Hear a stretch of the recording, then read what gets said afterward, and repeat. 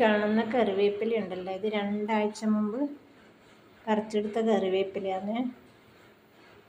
പിന്നെ അത് ഞാനൊരു പാക്കറ്റിൽ ഈ ഒരു സഞ്ചിയിലാക്കിയിട്ട് റബ്ബർ ബാൻഡ് ഇട്ട് വെച്ചതാണ്.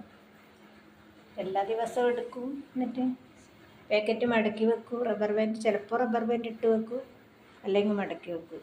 ഇന്നിപ്പോൾ 14ാമത്തെ ദിവസമായി. ഇലകളുണ്ട് ഇതേ രീതിയിൽ കാണും. ഞാൻ ഞെട്ടെല്ലാം പൊറുക്കി അങ്ങ് കളഞ്ഞു, എന്നിട്ട് പൊറുക്കി മാറ്റിയതാണ്.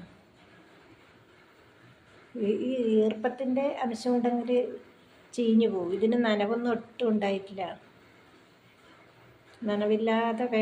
നനവില്ലാത്ത സമയത്താണ് പറിച്ചെടുത്തിന്. കറിവേപ്പില കൊട്ടും തന്നെ ആ സമയത്ത് വെള്ളം ഉണ്ടായിരുന്നില്ല. ആ രീതിയിൽ പറിച്ചു വെച്ചാൽ ഞാൻ പ്ലാസ്റ്റിക് പാക്കറ്റിൽ ഞാൻ അങ്ങനെ കെട്ടി വെക്കാറുണ്ട്. എന്നാൽ ഒന്നും കേടായി പോവില്ല ഇലകൾ.